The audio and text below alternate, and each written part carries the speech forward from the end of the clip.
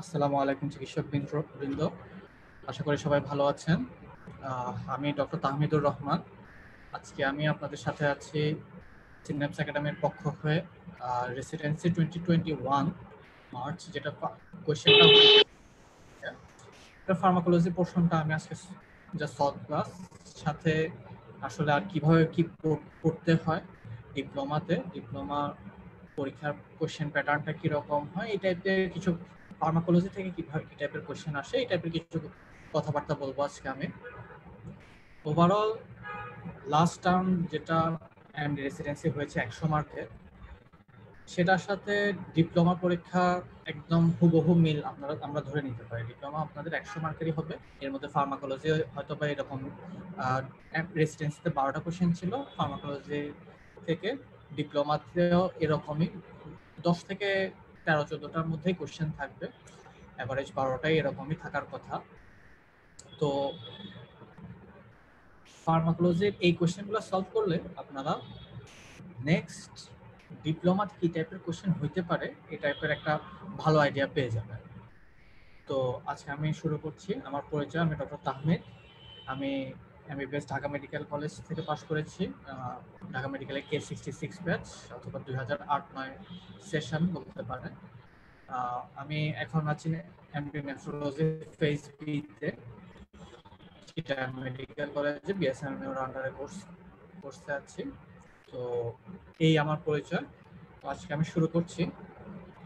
প্রথম যে কোশ্চেনটা আসছে ফার্মাকোলজি থেকে, প্রি অ্যানেস্থেটিক মেডিকেশন এটা কিন্তু ফার্মার বেশ কমন একটা কোশ্চেন। প্রি অ্যানেস্থেটিক মেডিকেশন কোনগুলো দেওয়া হয়, অ্যানেস্থেটিক মেডিকেশন কোনগুলো দেওয়া হয়, কোনগুলো রিকভারিতে কাজে লাগে, কোনটা ইন্ডাকশনে কাজে লাগে, কোনটা মেইনটেনেন্সে কাজে লাগে, এই টাইপের কোশ্চেন কিন্তু ফার্মা থেকে একটা আসেই।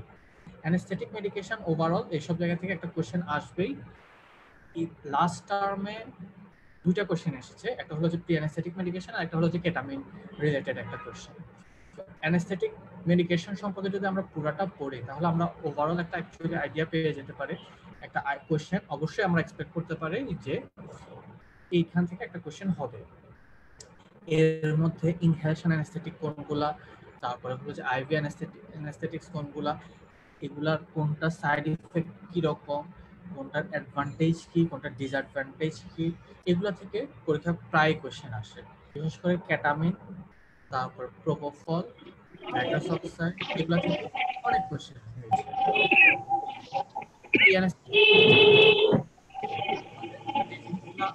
একটু বুঝতে হবে আগে কোন মেডিকেশনগুলো ইউজুয়ালি দিব, কেনই বা দিব। এখানে যে অপশনগুলো আছে অপশনগুলোর দিকে আমরা তাকালে অ্যাকচুয়ালি এই কোশ্চেনটা ভেরি ইজি। এখানে দেখেন প্রি অ্যানেস্থেটিক মেডিকেশন আমাদের মেটোক্লোপ্রামাইড একটা অ্যান্টিমেটিক, অ্যানেস্থেসিয়া দিলে ইউজুয়ালি ভমিটিং টেন্ডেন্সি থাকেই, সো মেটোক্লোপ্রামাইড আমাদের একটা খুব ভালো অপশন অ্যান্টিমেটিক হিসাবে। অ্যাট্রোপিন একটা অ্যান্টিমাস্কারেনিক ড্রাগ যেটা আমাদের বডির সকল সিক্রেশন কমাবে। তাহলে এটা একটা খুবই ইম্পর্টেন্ট জিনিস যে একটা পেশেন্টকে আমরা অ্যানেস্থেসিয়া দিলাম, পেশেন্টের যদি সিক্রেশন কোনো কারণে বেড়ে যায় তাহলে পেশেন্টের ডেফিনেটলি ব্রঙ্কিয়াল সিক্রেশন যদি বাড়ে পেশেন্ট অ্যাসপিরেশন হওয়ার সম্ভাবনা থাকে।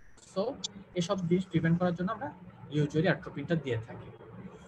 লিগনোকেইন ইজ এ লোকাল অ্যানেস্থেটিক, দেওয়ার কোনো কারণ নেই। ট্রানএক্সামিক অ্যাসিড অ্যান্টিফিব্রিনোলাইটিক ড্রাগ, অ্যাকচুয়ালি দেওয়ার কোনো কারণ নেই। প্রোপ্রানল একটা বিটা ব্লকার, ওটা দেওয়ার অ্যাকচুয়ালি কোনো কারণ নেই। তো তাহলে আমরা দেখেন ইউজুয়ালি কোন ড্রাগগুলো দিয়ে থাকি। অ্যানেস্থেটিক মেডিকেশনে in addition to general anaesthetic agent আর কি কি ড্রাগ যেগুলো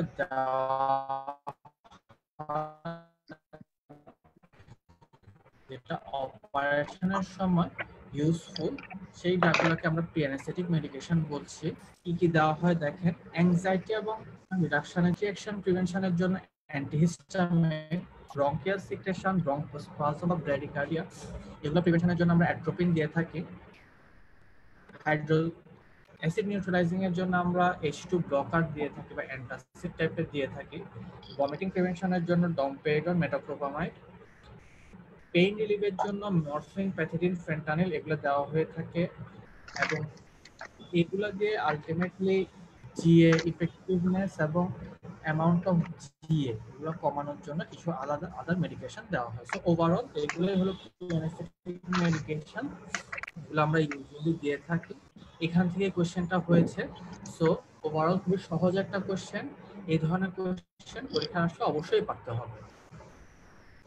তাহলে নেক্সট কোশ্চেনে চলে যাচ্ছে মেট্রোনিডাজল থেকে। মেট্রোনিডাজল একটা খুবই খুবই খুবই খুবই ইম্পর্টেন্ট অ্যান্টিবায়োটিক অ্যান্ড অ্যান্টিপ্রোটোজোয়াল।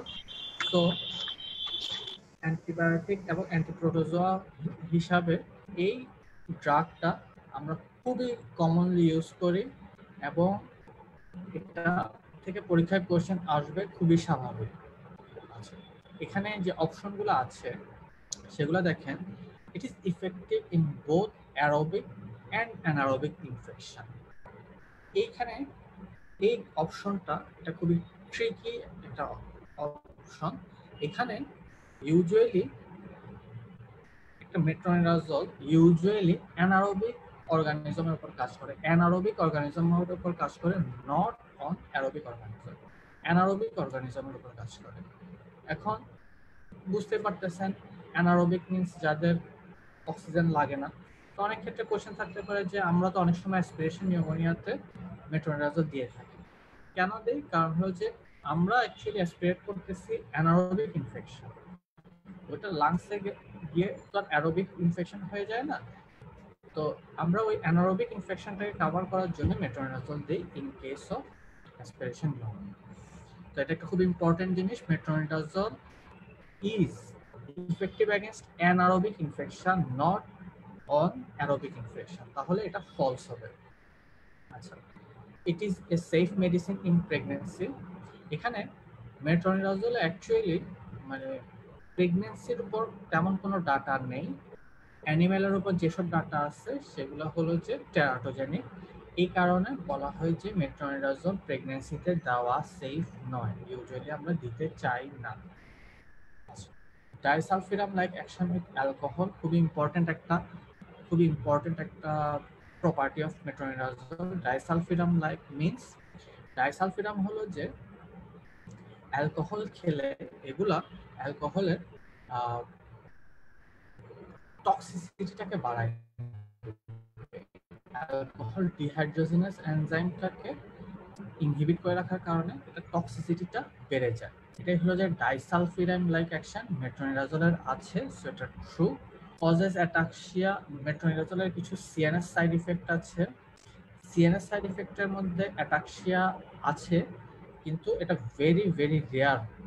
তো যেহেতু একটা সিএনএস সাইড ইফেক্ট আছে এবং রেয়ার হোক আর যাই হোক সাইড ইফেক্ট হয়, তাহলে এটা ট্রু হবে। আর নাইট্রোরিডাক্টেজ এনজাইম ফর রিডাকশন, এটা হলো যে এই এনজাইমটা ইউজুয়ালি অ্যানারোবিক অর্গানিজমদের মধ্যে থাকে। মেট্রোনিডাজল এই অর্গানিজমগুলোর ভিতরে এন্ট্রি করার পরে এই এনজাইমের রিডাকশন হওয়ার পরেই সে কাজ করে। সো এই কোশ্চেনটা থেকে আমরা বুঝতে পারতেছি যে মেট্রোনিডাজল মানে একটি যে কোনো একটা ইম্পর্টেন্ট অ্যান্টিবায়োটিক।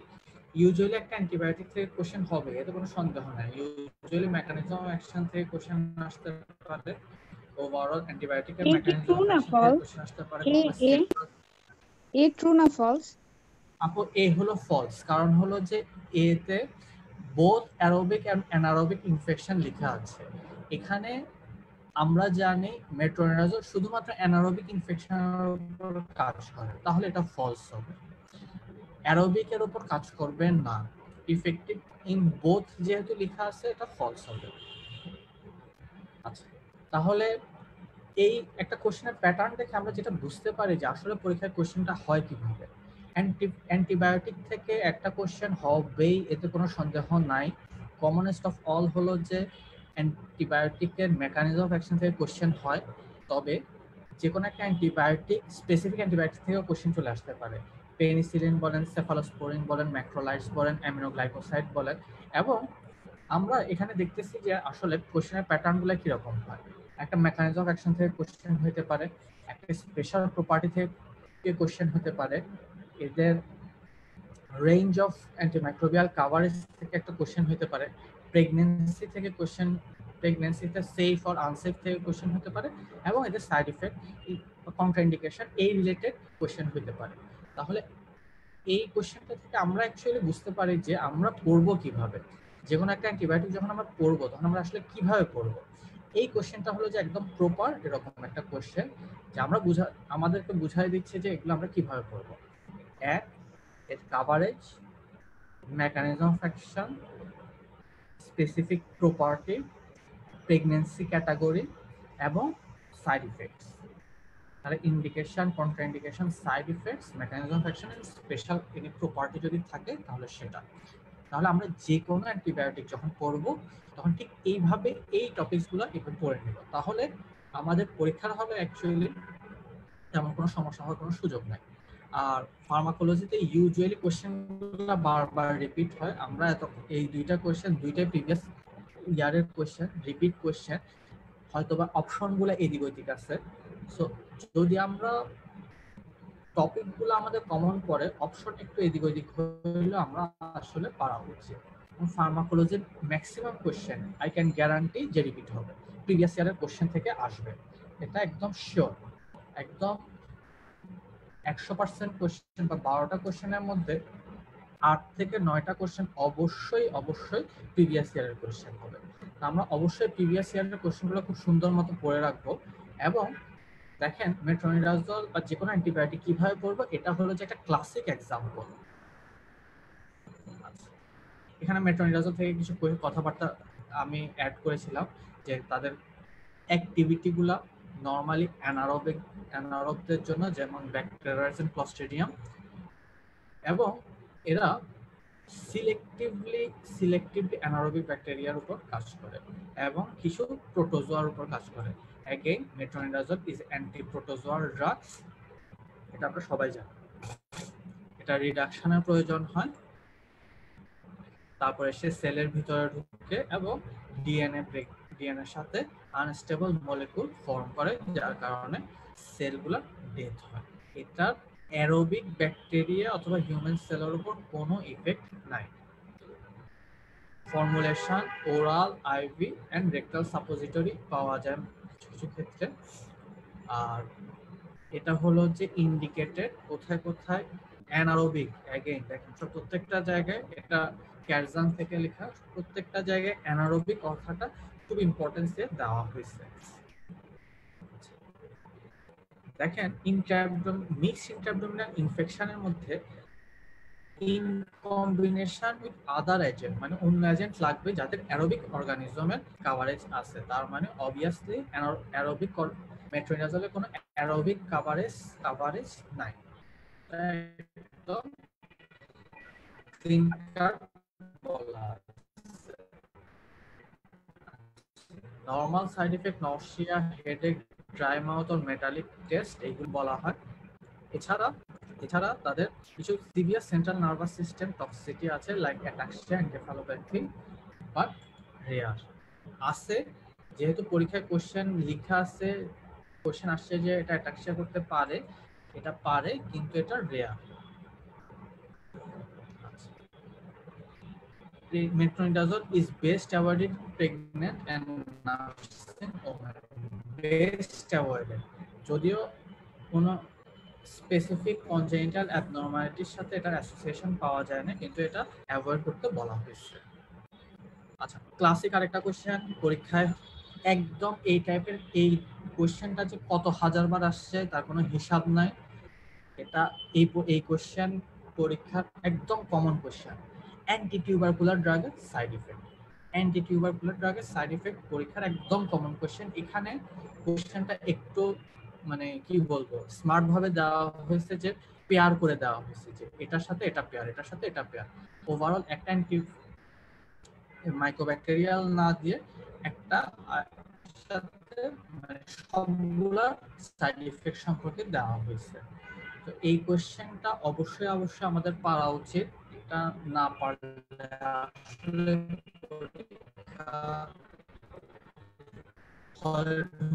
উচিত না। যাই হোক, এখানে আমরা দেখি rifampicin does not cause ototoxicity, this is a side effect of streptomycin. যদিও এখন স্ট্রেপ্টোমাইসিন ফার্স্ট লাইন এনটিটিভি বা ক্যাটাগরি 1 ক্যাটাগরি 2 কোনোটার মধ্যেই নাই। আমরা জানি এখন এনটিটিভির রেজিমেন্ট হলো ক্যাটাগরি 1 এন্ড রিট্রিটমেন্ট। ক্যাটাগরি 1 এ হলো যে 4 এফডিসি 2 মান্থস, 2 এফডিসি 4 মান্থস, আর রিট্রিটমেন্টে হলো 4 এফডিসি প্লাস লিভোফ্লক্সাসিন 6 মান্থ। তাহলে এটা এখন নতুন এনটিটিভির গাইডলাইন। সো স্ট্রেপ্টোমাইসিন এখন আর ওইভাবে আসে না ক্যাটাগরি 1 বা 2 বললে যেহেতু কিছু নাই, তারপরেও ক্লাসিক্যাল কোশ্চেন হিসাবে এখানে চলে আসছে। যাই হোক, streptomycin causes nephro and ototoxicity, এটা যেটা আমরা জানি। হাইপারইউরেসিমিয়া, পাইরাজিনামাইড হাইপারইউরেসিমিয়া করে, ইট ইজ ট্রু। ইথাম্বুটো রেট্রোভালভাল নিউরাইটিস করে, অ্যাগেইন ট্রু, এগুলো আমাদের সবার জানা আছে। হেপাটোটক্সিসিটি, স্ট্রেপ্টোমাইসিনের কোনো হেপাটোটক্সিসিটি নাই। অ্যান্টিটিউবারকুলার ড্রাগের মধ্যে কোন কোন অ্যান্টিটিউবারকুলার ড্রাগের হেপাটোটক্সিসিটি আছে, এটা পরীক্ষার একদম ক্লাসিক কোশ্চেন। এটা আমরা জানি, pyrazinamide is the worst, rifampicin and isoniazid, এই তিনটা ড্রাগের হেপাটোটক্সিসিটি আছে, বাকিগুলোর নাই। তাহলে আমরা পরীক্ষায় ওইভাবে কোশ্চেন আসতে পারে, which antitubercular drug has hepatotoxicity, তাহলে তিনটা আছে, দুইটা নাই। তাহলে এটা একদম ক্লাসিক কোশ্চেন পরীক্ষা। এই যে আমরা অ্যাট এ গ্ল্যান্স এটা একটু দেখে যাই কিভাবে পড়বো অ্যান্টিটিভি ড্রাগগুলা। Mode of action, major adverse effect, less common adverse effect. Mode of action, isoniazid cell wall synthesis inhibitor, rifampicin DNA transcription inhibitor, pyrazinamide unknown, streptomycin is a protein synthesis inhibitor, ethambutol again cell wall synthesis inhibitor. Major adverse effect, isoniazid peripheral neuropathy, hepatitis and rash, rifampicin febrile reaction, hepatitis, rash, GI disturbance, আর একটা classic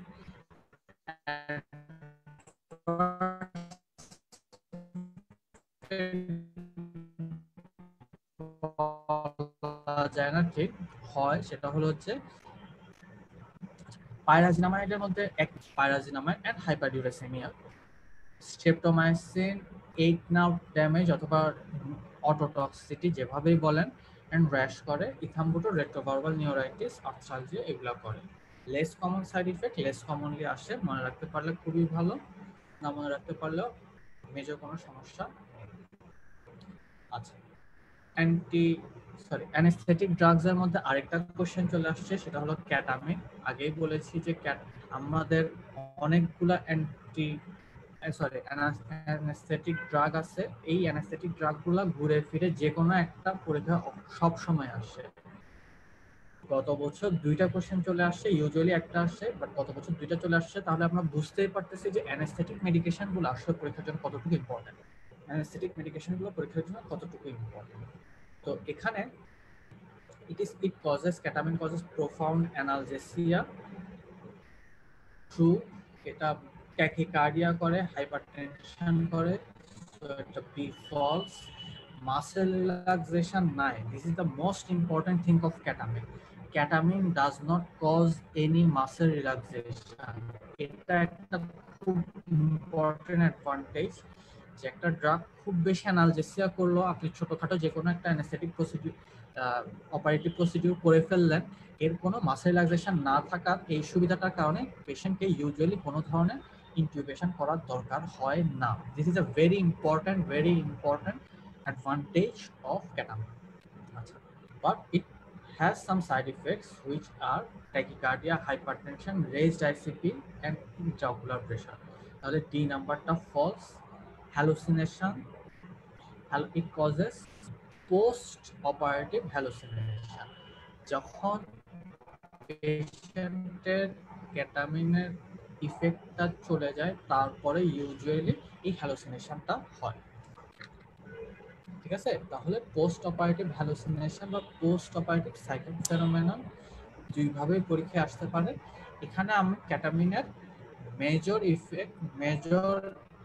effect, duration, analgesia থাকে, vomiting, ব্রঙ্কোস্পাজমের কম হয়, এগুলো advantage, useful in children, এগুলা common property. কোনো muscle relaxation নাই, এটা একটা important property. Post operative psychic phenomenon হয়।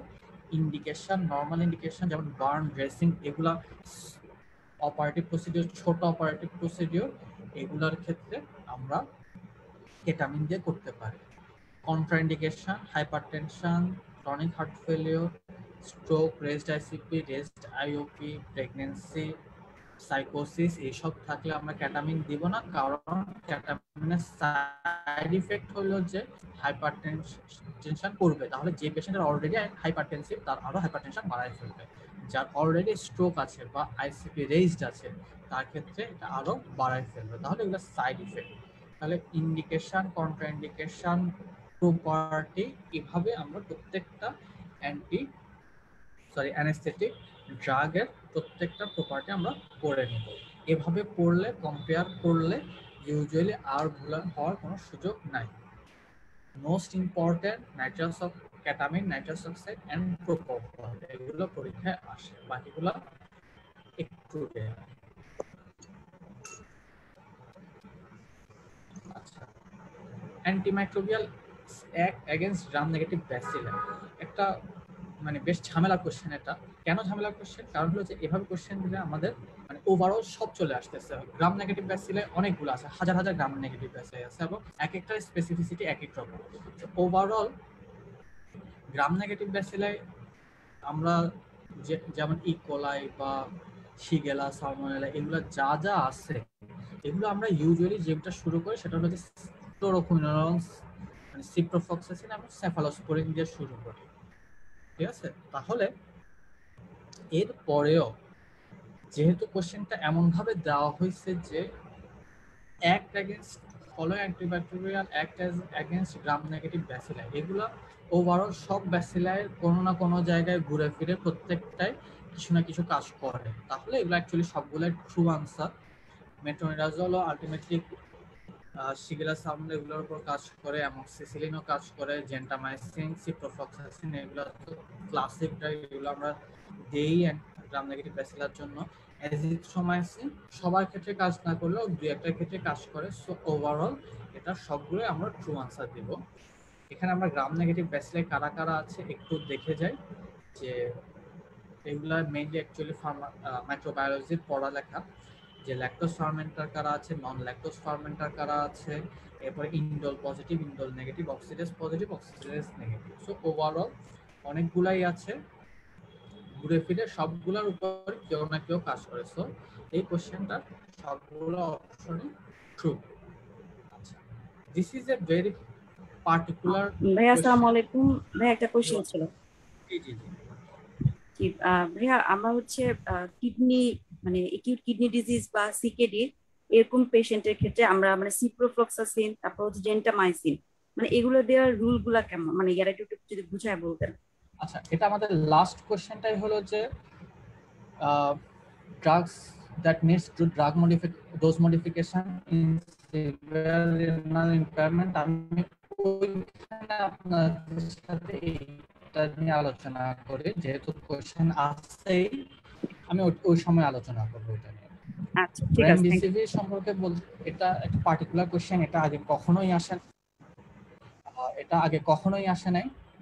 সো এটা অ্যাকচুয়ালি যেহেতু এখন কোভিড খুবই কমন একটা সিনারিও আমাদের জন্য, সো রেমডেসিভির, তারপরে হলো যে টসিলিজুম্যাব, ফ্যাভিপিরাভির, এগুলার থেকে পরীক্ষায় কোশ্চেন চলে আসতে পারে, যেহেতু খুবই কমন একটা সিনারিও আমাদের জন্য।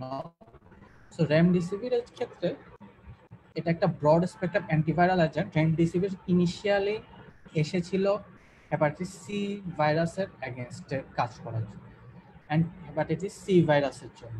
পরবর্তীতে দেখা গেল যে এর আরো কিছু ফাংশন আছে on like Ebola virus, MERS virus, Marburg virus, এগুলোর উপর কাজ করতেছে, এবং এখন কোভিডের উপরেও তার কিছু কিছু কাজ আছে, কিছু কিছু তার ইফেক্ট আছে।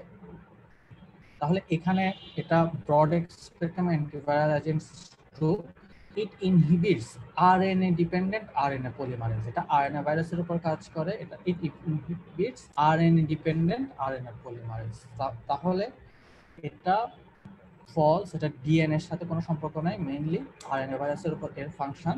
ইনহিবিট SARS-CoV-2 অবভিয়াসলি যে কোভিড এর এগেইনস্টে কাজ করতেছে, but it is not highly এফিকেশিয়াস, এটা খুব লিমিটেড সময় ক্ষেত্রে দেওয়া যেতে পারে।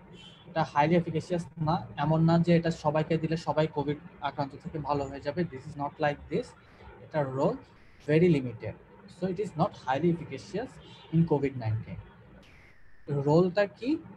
ইট may shorten the time to recover from কোভিড-19 ইনফেকশন। তাহলে জাস্ট টাইমটা শর্টেন করতেছে। This is the only role of remdesivir in case of COVID-19.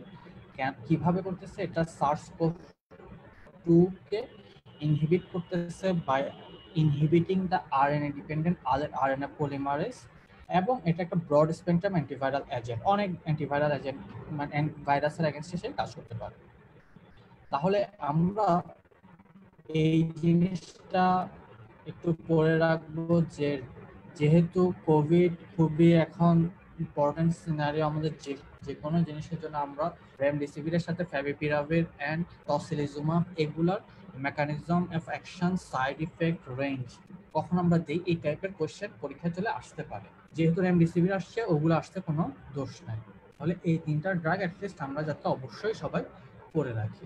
আচ্ছা, লিনাগ্লিপটিন ওরাল হাইপোগ্লাইসেমিক এজেন্ট থেকে একটা কমন কোশ্চেন পাওয়া যায় অলওয়েজ। এক্সকিউজ মি ভাইয়া, জি ভাইয়া ওই যে তিনটা ড্রাগ বলেন, আরেকটা বলছেন যে ফ্যাভিপিরাভির, আরেকটা কোনটা? টসিলিজুমাব। আচ্ছা, তাহলে ওরাল হাইপোগ্লাইসেমিক এজেন্ট থেকে একটা কোশ্চেন প্রায় চলে আসে। এবার লিনাগ্লিপটিন আসছে, হয়তো কখনো মেটফর্মিন আসবে, হয়তো কখনো সালফোনাইল ইউরিয়া থেকে কোশ্চেন চলে আসবে। যে কোনো একটা থেকে কোশ্চেন আসতেই পারে, হয়তো কখনো গ্লিফোজিনস থেকে কোশ্চেন আসবে। সো যে এই ওরাল হাইপোগ্লাইসেমিক এজেন্ট আসলে যে কি পরিমাণ ইম্পর্টেন্ট এটা আমরা জানি।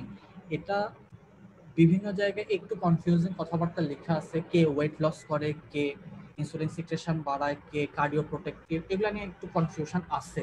এগুলো অনেক জায়গায় অনেক রকম লেখা আছে। তো আমি যেটা পার্সোনালি প্রেফার করি সেটা হলো ডেভিডসনের বক্স আছে একটা ওরাল হাইপোগ্লাইসেমিক এজেন্টগুলো নিয়ে, কে ওয়েট নিউট্রাল, কে ওয়েট রিডাকশন করে, কে ইনসুলিন সিক্রেশন বাড়ায়, কে কার্ডিও প্রোটেক্টিভ, কে ওয়াটার রিটেনশন করে, এগুলা নিয়ে ডেভিডসনের একটা খুব সুন্দর বক্স আছে। আমরা আজকেই মানে ওরাল হাইপোগ্লাইসেমিক এজেন্ট যখন করবো তখন ওই বক্সটা যাতে অবশ্যই পড়ি। এটা ডেভিডসনের ডায়াবেটিক চ্যাপ্টার ট্রিটমেন্টের মধ্যে আছে, আপনারা দেখলেই বুঝতে পারবেন কম্প্যারিজন সবগুলা। তো ওই বক্সটা যদি আমরা খুব ভালো মতো পড়ি তাহলে এই জিনিসগুলো নিয়ে কনফিউশন কম হবে। আচ্ছা, তাহলে ওরাল হাইপোগ্লাইসেমিক এজেন্ট অ্যাগেইন যে কোনো ফার্মাকোলজির যে কোনো ড্রাগের মতো আমরা mechanism of action, indication, contraindication, side effect এগুলো অবশ্যই করব। এখানে লিনাগ্লিপটিনের ক্ষেত্রে টাইপ 2 ডায়াবেটিস মেলাইটাসে দেওয়া হয়। কেন? Linagliptin is a DPP4 inhibitor. DPP4 inhibitor আমরা জানি GLP-1 এটা হলো যে এক ধরনের ইনক্রেটিন যেটাকে DPP4 ইনহিবিট করে। এই ইনক্রেটিনের কাজ হলো যে আফটার মিল ইনসুলিনের সিক্রেশন বাড়ায়। এই কারণে একটু জোরে বললে ভালো হয়। আচ্ছা সরি, ইনক্রেটিন গুলা আফটার মিল ইনসুলিন সিক্রেশন বাড়ায়। ইনক্রেটিনের কাজই হলো এটা। লিনাগ্লিপটিন ইজ এন ইনক্রেটিন অ্যানালগ বা DPP4 ইনহিবিটর। DPP4টা ইনক্রেটিন গুলাকে ইনহিবিট করে, লিনাগ্লিপটিন DPP4 কে ইনহিবিট করে। তাহলে আমরা বলতেই পারি এটা একটা ইনক্রেটিন অ্যানালগ। তো এই কারণে বলা হয় যে মানে একটা পেশেন্ট যখন ওরালি ফুড ইনটেক করে তখন ডায়াবেটিস কন্ট্রোল যত ইজি, একটা পেশেন্ট যখন এনপিও থাকে তখন ডায়াবেটিস কন্ট্রোল ততই কঠিন। কেন? কারণ সেক্ষেত্রে এনপিও থাকা অবস্থায় কোনো ধরনের ইনক্রেটিং ইফেক্ট পাওয়া যায় না। আচ্ছা, ইনক্রেটিং মানেই হলো যে সে ইনসুলিনের সিক্রেশন বাড়াবে। তাহলে বাই ডেফিনেশন এটা টাইপ 1 ডায়াবেটিস মেলাইটাসে ইউজ করা যাবে না, কারণ টাইপ 1 ডায়াবেটিস মেলাইটাসে কোনো ধরনের ইনসুলিন থাকে না, বা থাকলেও এগুলা খুবই লো অ্যামাউন্টের, কারণ autoimmune destruction of pancreatic beta sell হয়ে থাকে। তাহলে লিনাগ্লিপটিন এটা যদি টাইপ 2 বলা হয় এটা ট্রু, টাইপ 1 হলে এটা ফলস হয়ে যাবে। এটা যাতে মাথায় থাকে, যেহেতু ইনক্রেটিন ইনসুলিন সিক্রেশনটাকে বাড়ায় আফটার ফুড ইনটেক, তাহলে এটা টাইপ 2 এর ক্ষেত্রে শুধুমাত্র কাজ করবে। It causes hypoglycaemia very rarely, একদমই মানে আনলাইকলি সিনারিও, কারণ এটা হলো যে ইনক্রেটিং ইফেক্ট। ফুড যতটুকু ঢুকছে তত সেই অনুযায়ী ইনসুলিন সিক্রেশনটাকে সে বাড়াবে। So hypoglycaemia very very unlikely. Contraindicated in renal failure, এটা প্রাইমারিলি জিআই এক্সক্রিশন হয়। সো রেনাল ফেলিওরে এর কোনো রোল নাই, রেনাল ফেলিওরের সাথে এর কোনো ইফেক্ট নাই। জিএলপি অ্যানালগ না, এটা ডিপিপি4 ইনহিবিটর। জিএলপি1 অ্যানালগ আর আলাদা গ্রুপ আছে লিটাগ্লুরাইডরা। আচ্ছা, it is an incretin like hormone. This is true, যেটা মেইন ফাংশন এতক্ষণ ধরে যেটা বলছিলাম incretin like ফাংশন করবে, বাট এটা জিএলপি1 অ্যানালগ নয়। তাহলে এইভাবে লিনাগ্লেকটিন বা যে কোনো ওরাল হাইপোগ্লাইসেমিক এজেন্ট পরীক্ষার জন্য খুবই ইম্পর্টেন্ট, এটা আমাদেরকে পড়া লাগবে। নেক্সট আবার অ্যান্টিবায়োটিক চলে আসছে এমআরএস এর এগেইনস্টে চয়েস অফ অ্যান্টিমাইক্রোবিয়াল। এটা একদম ক্লিন কাট মুখস্থ থাকতে হবে যে কোন কোন অ্যান্টিমাইক্রোবিয়াল গুলো মেথিসিলিন রেজিস্ট্যান্ট স্ট্যাফ অরিয়াস এর এগেইনস্টে কাজ করে। এটা অ্যাকচুয়ালি মুখস্থ করা ছাড়া তেমন কোনো উপায় নাই, কারণ আপনি আলাদা আলাদা করে সবগুলা বুঝে বুঝে পড়ার এখানে কোনো সুযোগ নাই। সো আমরা এখানে একটা বক্স আছে, এই বক্সটা থেকে মিলালেই আমরা কোন কোন অ্যান্টিমাইক্রোবিয়াল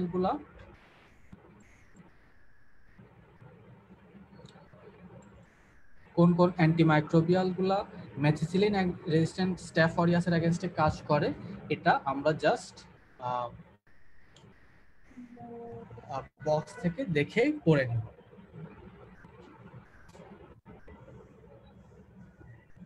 আচ্ছা, তাহলে ওভারঅল এখান থেকে আমরা দেখতেছি যে এখানে যে অপশনগুলো আছে তার মধ্যে শুধুমাত্র ভ্যানকোমাইসিন এন্ড লিনেজোলিড গুলা আলটিমেটলি এমআরএস এর এগেইনস্টে কাজ করতেছে। নেক্সট কোশ্চেন, ডিগক্সিনের ইন্ডিকেশন নিয়ে কোশ্চেনটা হয়েছে। এখন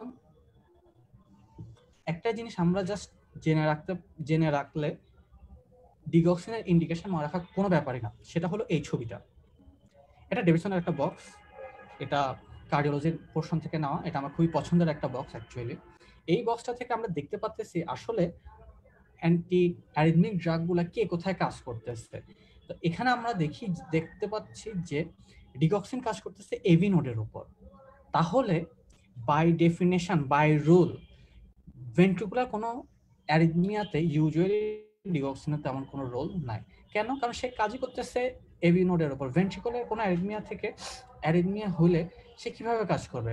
ইম্পসিবল। তাহলে ডিগক্সিনের মেইন কাজগুলো হবে এভি নোডের উপরের যে কোনো অ্যারিথমিয়া হলে এগুলার। তাহলে এখানে আমরা যদি অপশনগুলো দেখি, করবে ভেন্ট্রিকুলার ট্যাকিকার্ডিয়া বা ভিটি এভি নোডের নিচে, তাহলে ডিগক্সিন কাজ করার কোনো সুযোগ নাই। এইচওসিএম, হাইপারট্রফিক অবস্ট্রাকটিভ কার্ডিওমায়োপ্যাথি, এগুলা ইউজুয়ালি সেপ্টাল হাইপারট্রফি হয়, ভেন্ট্রিকুলার সেপ্টাল হাইপারট্রফি হয় ম্যাক্সিমাম ক্ষেত্রে। সো এখানেও ডিগক্সিনের তেমন কোনো রোল নাই। অ্যাট্রিয়াল ফ্লাটার 2:1 ব্লক, তাহলে এটাও অ্যাকচুয়ালি এখানেও ডিগক্সিনের রোল আসবে যেহেতু অ্যাট্রিয়ামে আছে, এভি নোডের উপরে আছে। আচ্ছা, re-entrant tachycardia in Wolff's Parkinson White syndrome. এখানে আরেকটা জিনিস, এখানে আপনারা বলতে পারেন যে হ্যাঁ, ওলস পার্কিনসন হোয়াইট সিনড্রোম তো অ্যাট্রিয়াম থেকে জেনারেট হয়, তাহলে এখানে ডিগক্সিন কেন ফলস হলো? ওলস পার্কিনসন হোয়াইট সিনড্রোম আমরা বাই ডেফিনেশন যদি আমরা মনে রাখি, তাহলে ওলস পার্কিনসন হোয়াইট সিনড্রোম হলো,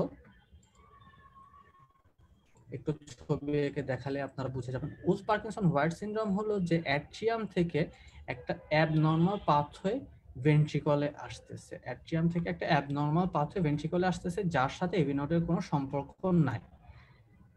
তাহলে নরমালি আমরা জানি এসএ নোড থেকে এভি নোডে ইম্পালস আসে, সেখান থেকে bundle of His and Purkinje fibre থেকে যায়, কিন্তু ওজ পার্কিনসন হোয়াইট সিনড্রোম থেকে একটা অ্যাক্সেসরি পাথওয়ে অ্যাট্রিয়াম থেকে ভেন্ট্রিকলে স্টিমুলেশন নিয়ে আসে। তাহলে এখানে আমরা দেখতে পাচ্ছি যে এই পাথওয়ের উপর যে অ্যাক্সেসরি কন্ডাক্টিভ টিস্যুর উপর যারা যারা কাজ করে তারা হলো ডিসোপিরামিড, ফ্রিকেনাইড, প্রোপাফেনন এন্ড অ্যামিওডাজোল। তাহলে এই পাথওয়ে আচ্ছা, কেউ একজন আনমিউট করে কথা বলছেন, আর তাকে আমরা রিকোয়েস্ট করবো যে একটু মিউট করেন। আচ্ছা, তাহলে আমরা বুঝতে পারছি যে এই অপশনগুলা মানে অ্যাক্সেসরি পাথওয়ের উপর কাজ করবে হলো যে এই চারটা ড্রাগ। আর যদি এর মধ্যে ওজ পার্কিনসন যদি আমি ডিগক্সিন দেই তাহলে বরং এটা আরো কন্ট্রাইন্ডিকেটেড হয়ে যাবে।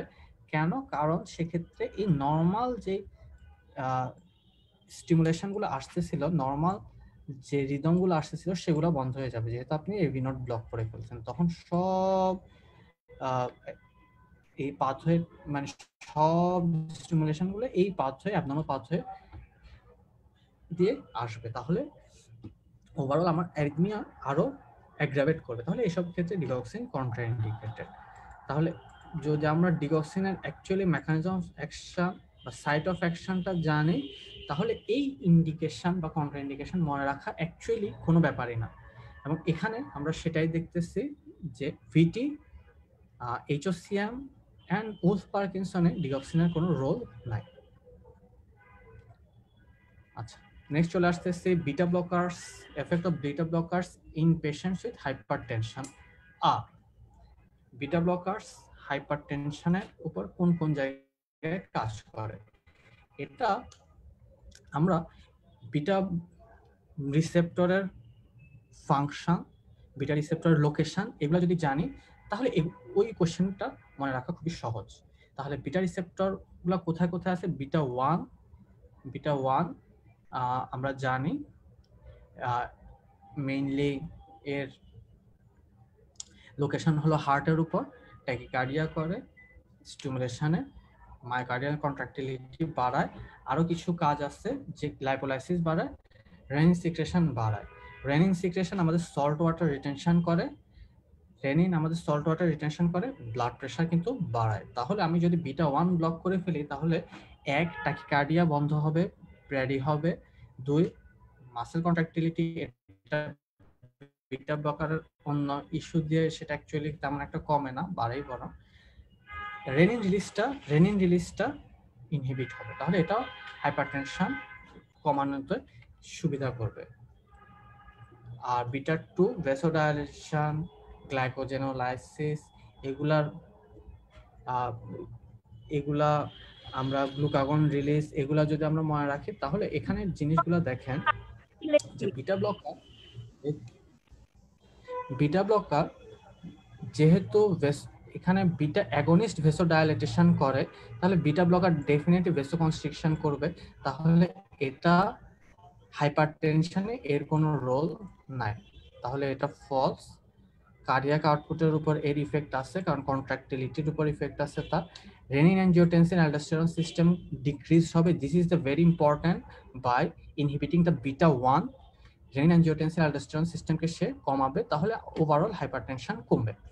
Positive effect of lipid metabolism, ওই যে লাইপোলাইসিসের উপর ইফেক্ট আছে, তাহলে পজিটিভ ইফেক্ট আছে, সো এটা হাইপারটেনশনকে রিডিউস করবে। সিম্প্যাথিক নার্ভাস সিস্টেম অ্যাক্টিভেশনের উপর নো ইফেক্ট, এটা দেখেই আপনারা বুঝতেছেন যে এটা বিটা ব্লকার অবশ্যই সিম্প্যাথেটিক নার্ভাস সিস্টেম অ্যাক্টিভেশনের উপর ইফেক্ট আছে, সো এটা ফলস। তাহলে এটা কিন্তু এই কোশ্চেনটা কিন্তু পরীক্ষার খুব কমন কোশ্চেন যে beta blockers in hypertension, role of beta blockers in patient with hypertension. Stem গুলো হয়তো ডিফারেন্ট দেওয়া হয়েছে। হবে না কেন? আপু ভেসোডাইলেশন তো বিটা অ্যাগনিস্ট করবে, বিটা অ্যাগনিস্ট ভেসোডাইলেটেশন, আচ্ছা আচ্ছা ঠিক আছে? তাহলে বিটা 2 অ্যাগনিস্ট হলো যে ভেসোডাইলেটেশন করবে, এটা আমরা বিটা ব্লকার পড়তেছি। আচ্ছা আচ্ছা তাহলে এটা হলো যে পরীক্ষার কোশ্চেনটা একদম কমন কোশ্চেন, এটা পরীক্ষায় বহুবার আসে, বাট স্টেম গুলো এবার ডিফারেন্ট দেওয়া হয়েছে। অ্যাকচুয়ালি যদি আমরা এই ফাংশনগুলো মনে রাখতে পারি তাহলে ওই স্টেম পারা তেমন কোনো ব্যাপার না।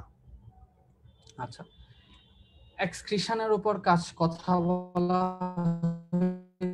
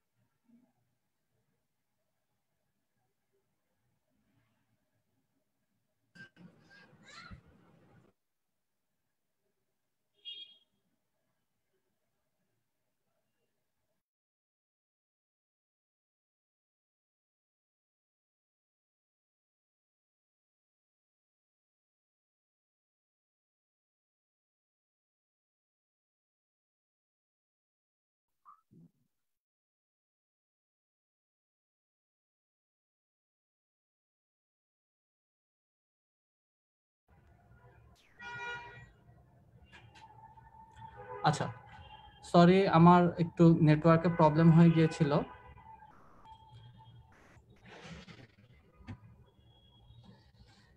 যে টপিকটা নিয়ে আলোচনা হচ্ছিল সেটা হলো যে acidic drug, acidic media related কথা নিয়ে আলোচনা হচ্ছিল।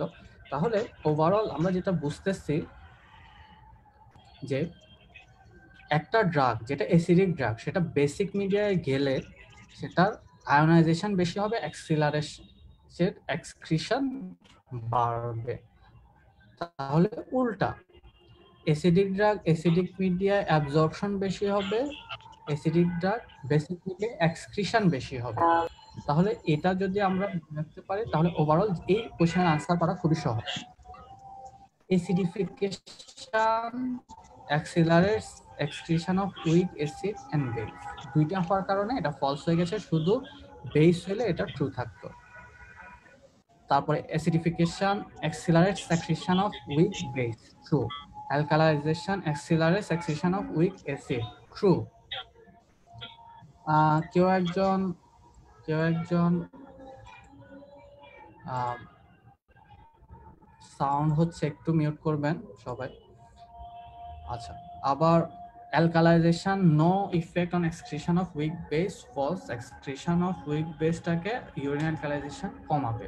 তাহলে ওভারঅল কমন জিনিস ওইভাবে মনে রাখতে পারলে আনসার খুবই সহজ। লাস্ট কোয়েশ্চেন গত বছরে, সেটা হলো যে একজনের মধ্যে অলরেডি কোয়েশ্চেন করেছেন যে ডোজ অ্যাডজাস্টমেন্ট গুলো কিভাবে করব। সিপ্রোফ্লক্সাসিন কোয়েশ্চেনটা আসছিল যে ডোজ অ্যাডজাস্টমেন্টটা কাদের করা লাগবে, কাদের করা লাগবে না। দেখেন, এই কয়েকটা ড্রাগ, এই কয়েকটা অ্যান্টিমাইক্রোবিয়াল ড্রাগ, মক্সিফ্লক্সাসিন, অন্য সকল ফ্লোরোকুইনোলন্সের ডোজ অ্যাডজাস্টমেন্ট দরকার এক্সেপ্ট মক্সিফ্লক্সাসিন। অন্য সকল ম্যাক্সিমাম ম্যাক্রোলিডার করা দরকার এক্সেপ্ট অ্যাজিথ্রোমাইসিন, সেফট্রাক্সন, ক্লিন্ডামাইসিন, তারপরে ডক্সিসাইক্লিন, লিনাজোলেট, টিগাসাইক্লিন, ভরিকোনাজল, ক্ল্যাভুলানেট, এগুলার শুধুমাত্র কোনো ধরনের ডোজ রিকোয়ারমেন্ট দরকার হয় না in case of severe renal failure, এই অল্প কয়েকটা ড্রাগ। আর যাদের ডোজ রিডাকশন দরকার হয় তারা হলো এরা। এটা অনেক বড় একটা চার্ট, আমরা শুধুমাত্র অ্যান্টিবায়োটিক গুলাই মেইনলি মনে রাখবো। এখানে অ্যান্টি অ্যারিথমিক কারা কারা, অ্যান্টি কোয়াগুলেন্ট, অ্যান্টি এপিলেপটিক সকলের কথাই লেখা আছে। আচ্ছা, আমার কথা কি আসলে শোনা যাচ্ছে না? একজন লিখেছেন যে শোনা যাচ্ছে না। ভাইয়া আগের স্লাইডটি দেখালে ভালো হয়। হ্যাঁ, আগের স্লাইড অবশ্যই দেখাবো। আমার কথা শোনা যাচ্ছে নাকি একটু কনফার্ম ভাইয়া করেন। লাইনে অনেক disturb.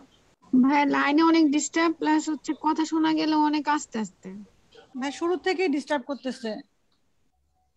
O, I am very sorry for that. আসলে মানে কেন এরকম হলো আমি বুঝলাম না। আচ্ছা, আমি ভিডিওটা জুমে ঠিক আছে, কিন্তু ইয়াতে সমস্যা মনে হয়। এটা ভাইয়া জি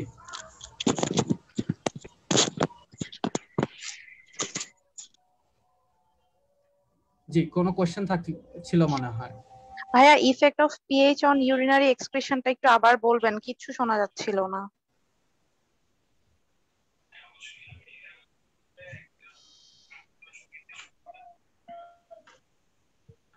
আচ্ছা, অবশ্যই।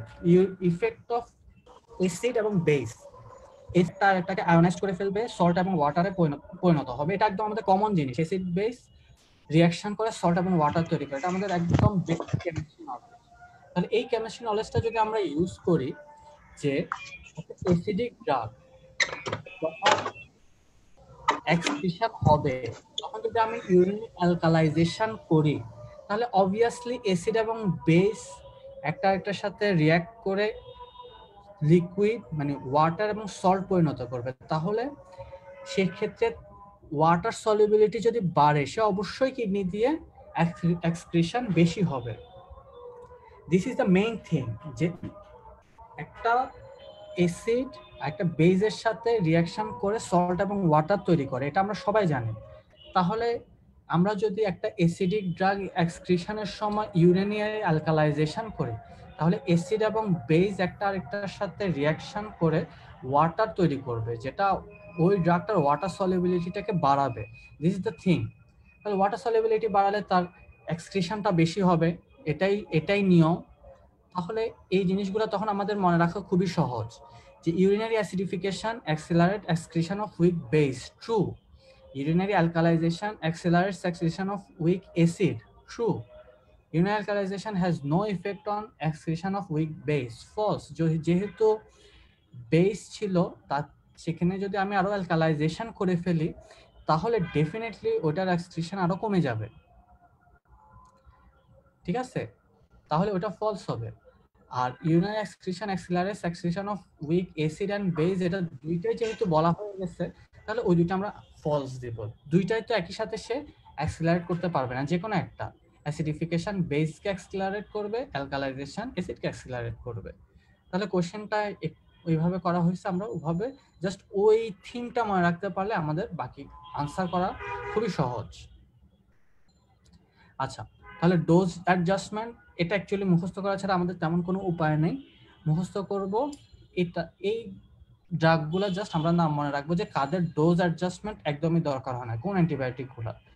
Moxifloxacin is a very unique fluoroquinolone, যার ডোজ অ্যাডজাস্টমেন্ট দরকার হয় না। বাকি সকল ফ্লোরোকুইনোলসের ডোজ অ্যাডজাস্টমেন্ট দরকার হয়, এটা আমরা মনে রাখবো।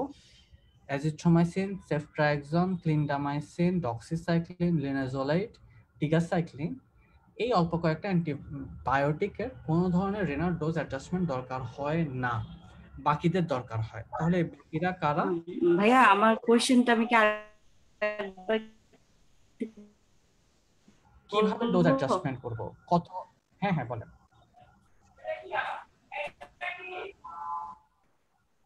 করেন কোশ্চেন করেন।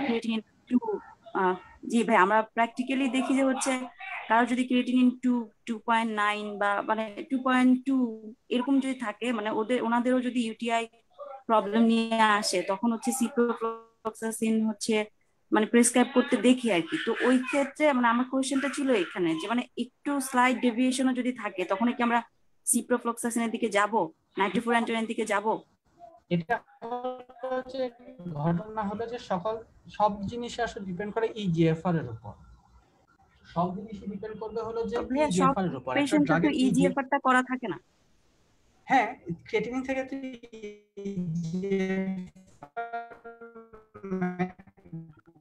বের করা খুবই সহজ, ঠিক না? ইজিলি ইজিএফআর বের করে ফেলতে পারে। তাহলে যদি ইজিএফআর 60 এর নিচে হয়, সেক্ষেত্রে আমরা ডোজ রিডাকশন করব। এটাই হলো যে সিস্টেম আর কি। ভাইয়া নেটওয়ার্কে অনেক ডিস্টার্ব ছিল, কিছু শুনতে পাইনি, আরেকবার একটু যদি বলতেন। আচ্ছা, আই এম রিয়েলি সরি যে আজকে আপনাদের মানে আজকে আমার এখানে নেটওয়ার্কের আসলে খুবই সমস্যা করতেছে। সিম্পল মানে ফেসবুকে আসতেছিল না, অনেকক্ষণ ধরে এ করার পরে আসছে। যাই হোক, ব্যাপারটা হলো যে সকল ড্রাগই আমরা যখন ডোজ রিডাকশন করি, এটা হলো যে ইজিএফআর এর উপর ডিপেন্ড করে ডোজ রিডাকশন করি। এবং ইজিএফআরটা আমরা ইউজুয়ালি কক্রফট গল্ড ফর্মুলা দিয়ে আমরা সিরাম ক্রিয়েটিনিন থেকে ইজিএফআর বের করে ফেলতে পারি। অথবা এখন অনেক ধরনের অ্যাপ আছে মোবাইলে, এই অ্যাপগুলা দিয়ে আমরা খুব ইজিলি ইজিএফআর দিয়ে এটা ইজিএফআরটা বের করে ফেলতে পারি। তাহলে আমরা যখন সিপ্রোফ্লক্সাসিন ডোজ রিডাকশনের বিষয় চলে আসে, তখন আমরা কিভাবে ডোজ রিডাকশন করব? যে ইজিএফআর যদি 50-এর উপরে থাকে তাহলে কোনো ধরনের ডোজ রিডাকশনের দরকারই নাই। যদি 50-এর নিচে নেমে যায় তখনই আমরা ডোজ রিডাকশন শুরু করি। এখন একটা পেশেন্টের ক্রিয়েটিনিন 2 হইতেই পারে, সেক্ষেত্রে তার ইজিএফআর কি আসলে 50-এর উপরে গেছে না নিচে আসছে, এটা আমরা ওয়েট, এজ, সেক্স, এগুলা সাথে ক্রিয়েটিনিন, এই জিনিসগুলা দিয়ে আমরা খুব ইজিলি বের করে ফেলতে পারবো। যদি এগুলা 50-এর উপরে আসে ইজিএফআর, তখন আমরা ডোজ অ্যাডজাস্টমেন্ট দরকার নাই। যদি থাকে 50-এর নিচে চলে আসে তখন আমরা ডোজ অ্যাডজাস্টমেন্ট করব। যদি 30-এর নিচে চলে যায় সেক্ষেত্রে অ্যাকচুয়ালি না দেওয়াই ভালো। যদি 30-এর নিচে চলে যায় সেক্ষেত্রে ইউজুয়ালি না দেওয়াই উচিত। এভাবেই আমরা আসলে ডোজ রিডাকশনটা করি। সব ক্ষেত্রে আমরা জি, থ্যাংক ইউ ভাই। ইজিএফআরটা হিসাব করি। জি ভাই, thank you.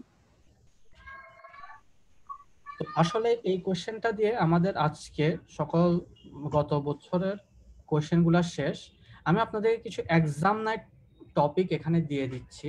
এই এক্সাম নাইট টপিকগুলা থেকে পরীক্ষায় কোশ্চেন আসে। গত বছরও পরীক্ষার আগে আমরা দিয়েছিলাম, কাছাকাছি কোশ্চেনগুলোই আসছে। এক্সট্রা একটা কোশ্চেন হচ্ছে, সেটা হলো যে রেমডেসিভির। এটা আসলে আগে বলা হয়েছিল যে কোভিড রিলেটেড কোশ্চেন আসতে পারে, আসছে। এখানে জাস্ট রেমডেসিভিরটা সম্পর্কে কথাগুলো নাই।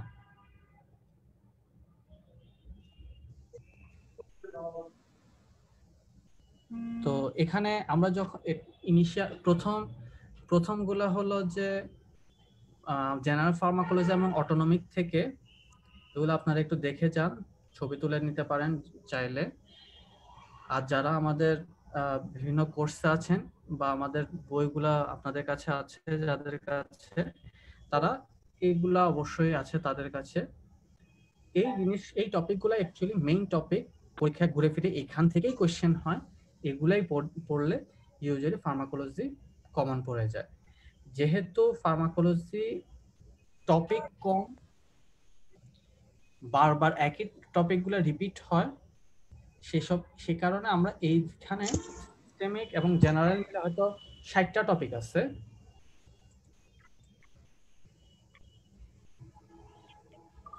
আচ্ছা, পিডিএফ আমি গ্রুপে আপলোড করে দিতে পারি আপনারা যদি চান।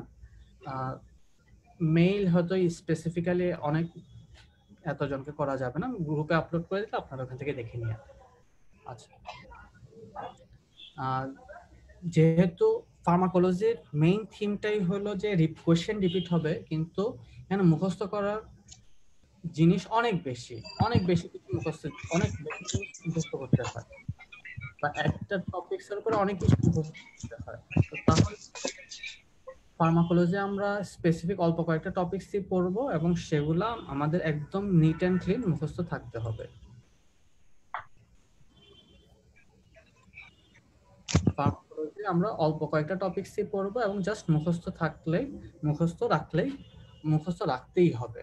আদারওয়াইজ যেহেতু এগুলা প্রিভিয়াস ইয়ারের কোশ্চেন এবং ডিপ্লোমা বলেন বা এমডি বলেন, এটা সব দুইটা এক্সামই হলো যে আপনারা আরেকজনের চেয়ে কত বেশি ভালো পারছেন তার উপর। সো যে যত ভালো মুখস্থ রাখতে পারবে সে তত বেশি আগায় যাবে। এবং ফার্মাকোলজি যদি আপনারা ম্যাক্সিমাম গুলা কারেক্ট করতে না পারেন, পরীক্ষায় আসলে কোথাও চান্স পাওয়া খুবই ডিফিকাল্ট, কারণ this is the most easiest portion of the exam. Pharma, micro, এই দুইটা, বায়োকেমিস্ট্রি, এই তিনটা জিনিস রিপিট হয় প্রচুর কোয়েশ্চেন। এই রিপিটগুলো থেকে যদি আমরা না পারি, তাহলে আসলে যেগুলো রিপিট হয় না, like anatomy, like physiology, like pathology, যেগুলো কম হয় বা হয় না, ওগুলো থেকে পারা খুব ডিফিকাল্ট হয়ে যায়। তাহলে এই জিনিসগুলা আমরা পড়ে রাখবো। এগুলা যদি আমরা পারি তাহলে পরীক্ষায় পাশ করার সম্ভাবনা অনেক বেড়ে যাবে। এবং আমি দুঃখিত আজকে যে আপনাদেরকে নেটওয়ার্কের প্রবলেমের কারণে হয়তো অনেকে প্রপারলি শুনতে পারেন নাই। আমি এই স্লাইডটা গ্রুপে আপলোড করে দিব। কোনো ধরনের কনফিউশন থাকলে আপনারা সাইট থেকে ক্লিয়ার করে নেবেন। আর এই লাইভে এসে আপনারা কোশ্চেন করতে পারেন, তাহলে সেক্ষেত্রে আমি আরো কোশ্চেনের আনসার দিতে পারি যদি আপনাদের অন্য কোনো রিলেটেড কোশ্চেন থাকে। তো তো আজকে আমি এখানেই শেষ করতেছি। কারো কোনো যদি কোয়েশ্চেন এখন থাকে আপনারা করতে পারেন। আচ্ছা ভাইয়া, জি, একটা কোয়েশ্চেন আছে লাস্ট আওয়ারে। কোয়েশ্চেনটা হচ্ছে এরকম, which of the following statements regarding adrenergic receptor activation, মানে এটা মানে ট্রু ফলস আর কি, রিসেপ্টর অ্যাক্টিভেশন হলে কি হবে। এখানে একটা ছিল হচ্ছে পোস্টসিনাপটিক আলফা 1 ভেজোকনস্ট্রিকশন করে, আর একটা হচ্ছে প্রিসিনাপটিক আলফা 2 ভেজোডাইলেটেশন করে। দুইটাই ট্রু। দুটোই ট্রু। কই কিটা লাগছে? আচ্ছা, যারা কোয়েশ্চেন করবে না তাদেরকে আমি একটু অনুরোধ করব যে আপনারা মিউট করে রাখেন, আদারওয়াইজ প্রবলেম হয়। এখানে আমরা যেটা একটা জিনিস আমরা মাথায় রাখবো যে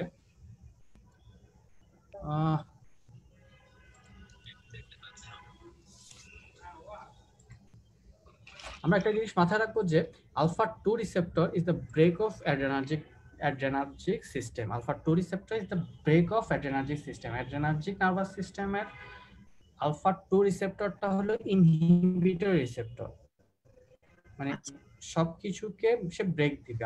অ্যাড্রেনার্জিক অন্যান্য রিসেপ্টরগুলো যে কাজ করে, আলফা 2 রিসেপ্টরটা জাস্ট সেখানে ব্রেক দেয়, তার সেই ফাংশনগুলোকে সে কমায়। This is A inhibitory neuro effect করে আলফা 2টা। তাহলে এই জিনিসটা আমরা মনে রাখবো। আর বাকিগুলো হলো যে GS coupled second messenger system, alpha 2টা হলো GI coupled ইনহিবিটরি। তো এটা যদি আমরা মনে রাখতে পারি যে আলফা 2 ইজ দ্য ব্যারিয়ার অথবা ব্রেক, তাহলে আমাদের ফাংশনগুলো মনে রাখা বেশ ইজি। আর কারো কোনো কোয়েশ্চেন?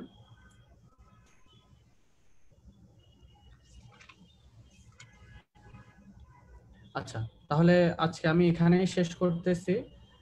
আশা করি আপনাদের এই ক্লাসে কিছুটা হলো লাভ হয়েছে, কিছুটা হলো আপনারা বুঝতে পারতেছেন যে আসলে ডিপ্লোমায় কিভাবে পড়ালেখা করা পসিবল, বা ডিপ্লোমা পরীক্ষা বা এমডি পরীক্ষা কিভাবে পড়ালেখা করতে হয়। তাহলে এভাবে আমরা পড়বো ইনশাল্লাহ। ফার্মাকোলজি পোরশনটা একটু মুখস্থ বেশি, এই জিনিসটা আমাদের মাথায় রাখতে হবে। মুখস্থগুলো যদি আমরা করে রাখতে পারি তাহলে পরীক্ষার আমরা খুব ইজিলি আনসারগুলো দিতে পারবো। কোশ্চেন রিপিট হবে, এটা আমরা ধরে নিতেই পারি। রিপিট কোশ্চেনগুলো অবশ্যই পারা লাগবে, এতে যাতে কোনো ধরনের মিস না যায়। এটা এই ইনফরমেশনটা আমি আপনাদেরকে বারবার বলছি যে রিপিট কোশ্চেনগুলো যাতে কোনোভাবেই মিস না হয়। It is the most important thing.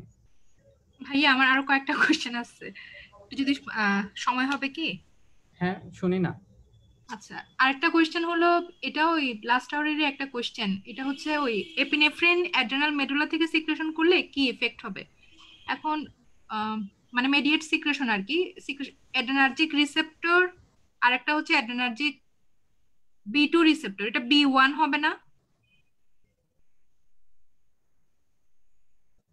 আপনার কোশ্চেনটা আমি আসলে বুঝতে পারি না। এপিনেফ্রিন, আচ্ছা আমি কোশ্চেনটা বলি, autonomic receptors mediate secretion of epinephrine by the adrenal medulla. আচ্ছা, তো কোশ্চেন এখন অপশনে আছে হচ্ছে অ্যাড্রেনার্জিক রিসেপ্টর, অ্যাড্রেনার্জিকের মধ্যে B1 রিসেপ্টর, B2 রিসেপ্টর এবং কোলিনার্জিক নিকোটিনিক মাসকারানিক। কোলিনার্জিক গুলো তো এখানে আসবে না। না, আসবে না।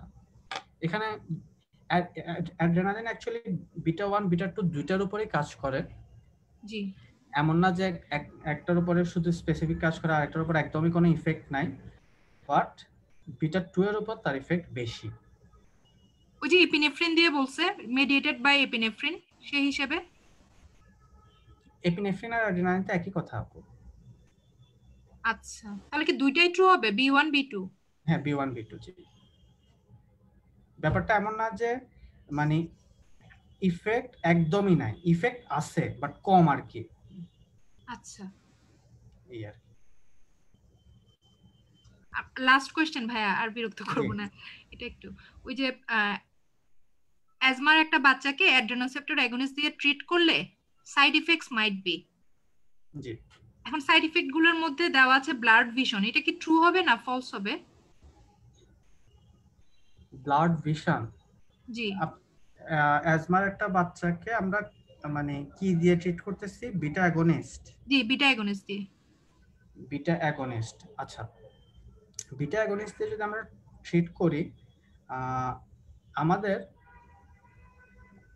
ব্লাড ভিশন বিটা অ্যাগনিস্ট এটা যদি নন স্পেসিফিক হয়, হ্যাঁ, তাহলে আমরা আমাদের বিটা অ্যাগনিস্ট টিমোলল কিন্তু আমরা গ্লুকোমাতে দিয়ে থাকি, এবং সেটা হলো যে আমাদের পিউপিলারি ডায়ালিটেশনটাকে প্রিভেন্ট করে। ব্লাড ভিশন এটা আনলাইকলি আপু, ফলস। আচ্ছা, এটা কোথাও, আচ্ছা ঠিক আছে, এটা ফলস। আর বাকিগুলো অপশনগুলো ছিল palpitation, muscle tremor, high blood pressure. Beta অ্যাগনিস্টের ইম্পর্টেন্ট সাইড ইফেক্ট তো palpitation, tremor, high blood pressure unlikely. High blood pressure কি ট্রু দিব না ফলস দিব তাহলে? অ্যাগনিস্ট আপু হাই ব্লাড প্রেশার ট্রু দিয়ান, মানে রেয়ার আর কি, দিয়ান ট্রু দিয়ান। আচ্ছা ঠিক আছে ভাইয়া, থ্যাংক ইউ, এগুলো হলেই হবে। আচ্ছা ঠিক আছে, তাহলে সবার সাথে অনেক ধন্যবাদ। আজকে আমি এখানেই বিদায় নিচ্ছি। আর আমি এই ফাইলটা আপলোড করে দিব, সো আপনাদের আরো কোনো ধরনের যদি কোশ্চেন থাকে এখান থেকে আপনারা ক্লিয়ার করে নিন। তো আজকে এখানেই বিদায় নিচ্ছি সবাইকে। আসসালামু আলাইকুম। ভালো মতো পরীক্ষা দিবেন ইনশাল্লাহ, সবাই ভালো ভালো নিজের পছন্দ মতো জায়গায় চান্স পাবেন। আল্লাহ হাফেজ। আসসালামু আলাইকুম ভাইয়া। ওয়ালাইকুম আসসালাম।